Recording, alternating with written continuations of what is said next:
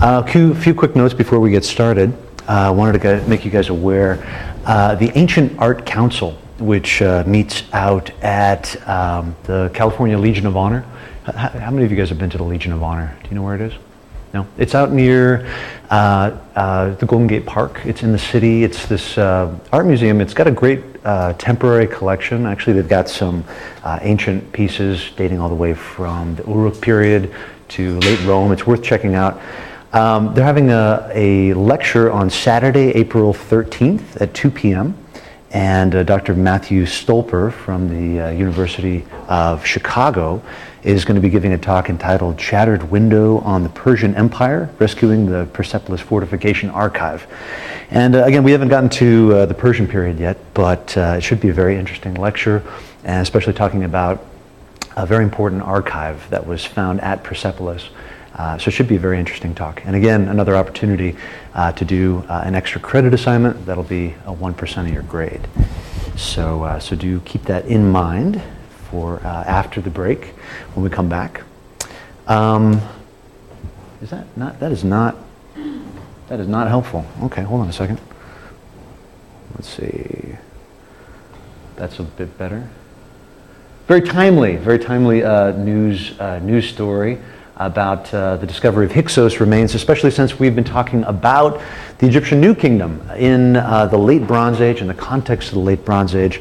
Right, the Hyksos were driven out by Ahmose I. We talked about this long Egyptian chronology last time, beginning at the beginning of the Late Bronze Age around 1600 and then ending around 1200 BCE. And what we were looking at really last time was Egypt and its influence in the ancient Near East, specifically in the southern Levant, right? These areas that constitute modern Israel, Syria, and Jordan.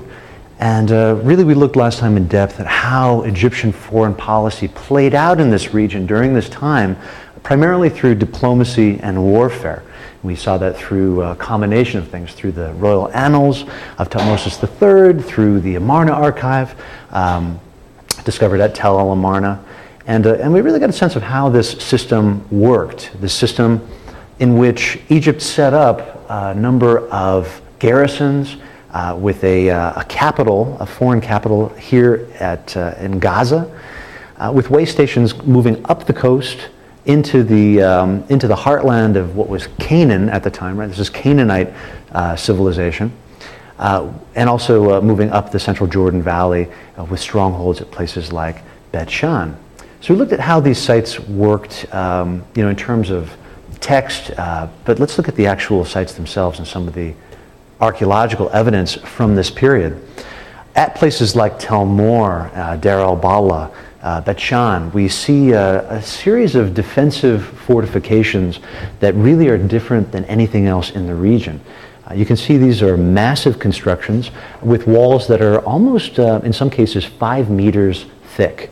They're buttressed, but not buttressed in the way that we're used to it. These are buttresses made to hold up very sturdy walls that would repel attack. And you can see the similar plans at these two different sites, Tel Mor here, and Deir el-Balah in the very south. What's more, these buildings were constructed according to Egyptian specifications. They used Egyptian measurements. The Egyptian cubit was the form they were laid out in. Mud bricks that were made according to Egyptian design, parallels that we see in Egypt during the New Kingdom. So this is very clearly evidence of Egyptian troops on the ground, right? Feet on the ground. These are architects that are building according to Egyptian conventions.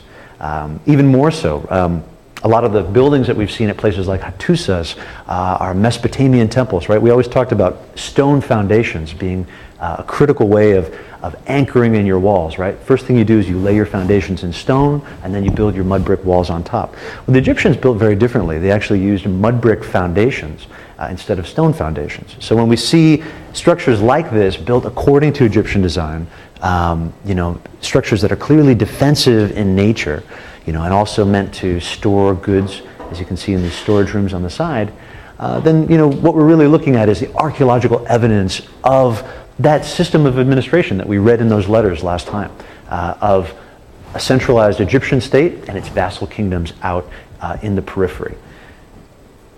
In addition to these fortifications, we see what have been termed, they've been called governor's residencies. These are houses, large, I mean, they're not really palaces, they're not really forts, but at the same time, right, they're administrative centers where these governors that we read about would have lived. For example, there's an example here from Tel el-Faras South. And when we compare that to contemporary domestic architecture in Egypt, there are a lot of parallels. These central courtyard houses. Again, you can see these are much smaller than some of the palatial, these are not kings, right, living in these areas. These are these circuit officials and governors administering Egypt's interests abroad. We can compare them to houses at Tel el-Amarna themselves. And in addition to this central courtyard, you can see the plan is similar. The idea and use of space in both of these structures, when you enter the structure, right, you have to come in through a small room and then go through, there's a long hallway that is the length of the entire building. We see that paralleled here at Tel el-Fara as well. This plan doesn't show it, but also there were probably columns supporting this central room. So we see those parallels. While Egyptian influence can clearly be seen in these forts and these residencies that we see in the southern Levant, so-called Egyptian-style temples like this one from Bet Shan are a little less straightforward. And I'm sorry I don't have the comparison here, but they're very comparable to chapels found at the site of Tel el-Amarna itself. We see these raised temple cellas with a small forecourt set off by 2 columns, and a few implements in the courtyard itself linked to the kinds of rituals that would take place. Ritual cleansing, for example, in basins, lustral basins like we see right here, built into the side of the courtyard. And then a series of steps leading all the way up to this raised platform and an altar which would have held an image of or a cult statue of the divinity being worshipped. We see this at Bet Shan and also at Tel el-Amarna itself. So more parallels here that kind of show us the extent of Egyptian influence in the region. At the same time, those temples are just as much as they're Egyptian, they are also Canaanite. They're very, very different, and it's really the result of a process of hybridization that's taking place between Egypt's interests and local Canaanite traditions. So we see that in a few different ways. The fact that this region is now a cultural nexus, as we saw smack in the middle of this international system.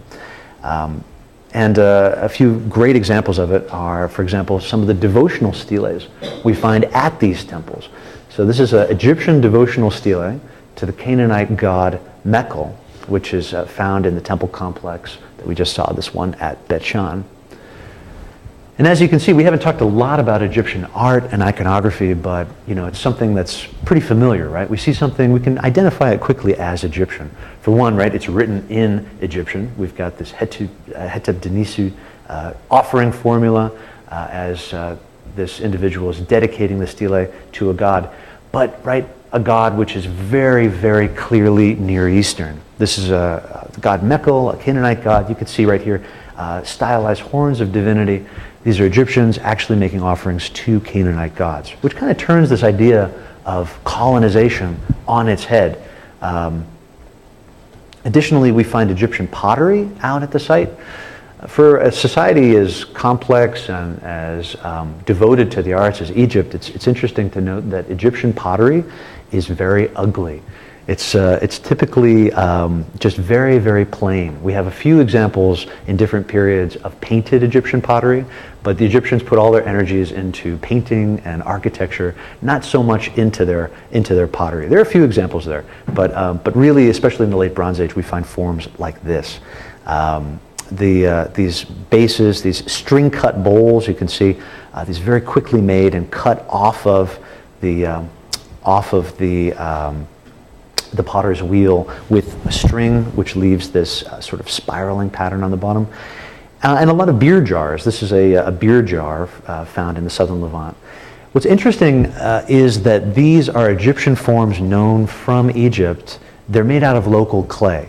So this is another way that we're seeing not just the text telling us about the Egyptian influence in Canaan during this time, but also we see it not just through architecture, but also in the material culture of everyday society, right? So these are Egyptian forms that are made locally with local clay, attesting to the presence of these individuals there. Perhaps most striking in terms of this hybridization that's taking place is seen in Canaanite mortuary traditions. So throughout the late Bronze Age, the traditional form of burying the dead in the southern Levant was to place them in large communal caves. You'd lay the body out, you'd wait for it to decompose, and then you'd sweep the bones into the side, making room for the next burial. So through the late Bronze Age, we actually see this shift where individuals become more important. They're buried with grave goods. There's this lack of communal sort of burial. They're placed in cists where the body is preserved a bit better. And actually the most striking example of this are in these anthropoid sarcophagi, which were found at Bet Shan and Lachish. You see this again, and we look at this and we're like, oh, it's an Egyptian sarcophagus, fantastic. This is clearly evidence of Egypt. And people who would sort of, place emphasis on Egyptian hegemony really point to these examples and say, aha, look, this is Egypt dominating Canaan and really imposing itself through, empire. However, when we really look at this a little bit closer, again, these drawn Egyptian motifs and practices, but as much as they're Egyptian, they are very, very, very unique and very different. In fact, many of these coffins, when excavated, there have only been a few that have been found intact at places like Deir al-Bala in the south. But when they've been excavated, often they contain more than one person. You'd find a couple buried inside a sarcophagus like this, sometimes 3 to 4 individuals, which is a very un-Egyptian thing to do. You don't mix up the bones of the dead in New Kingdom Egypt.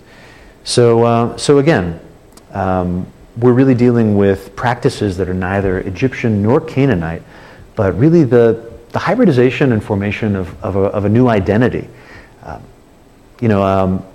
Again, local Canaanite culture was by no means powerless and passive in this process of colonization, and they retained distinctive religious and artistic traditions like this one.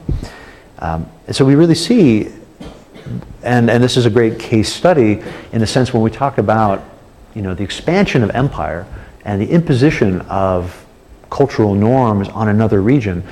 This doesn't happen, just in a black and white sort of way. Both Canaanites and Egyptians, in this case, selectively drew on elements from each other's rich traditions and formed these new hybridized identities in this period of extensive international relations. So these sarcophagi are really interesting. You can actually see them at the Israel Museum. They've set them up now, so when you enter the museum, it's almost like a little honor guard as you enter into the room. So now we've covered, we've covered the Mitanni, we've covered Assyria in depth, we've covered Egypt. Let's turn our attention back home, as it were, back to Babylon and back to Babylonia. When we last left this region, I guess we've checked in with it from time to time with letters being sent from the Babylonian kings to Egypt and Mitanni and whatnot. But we're going to rewind again and take a look at Babylon in the late Bronze Age, starting again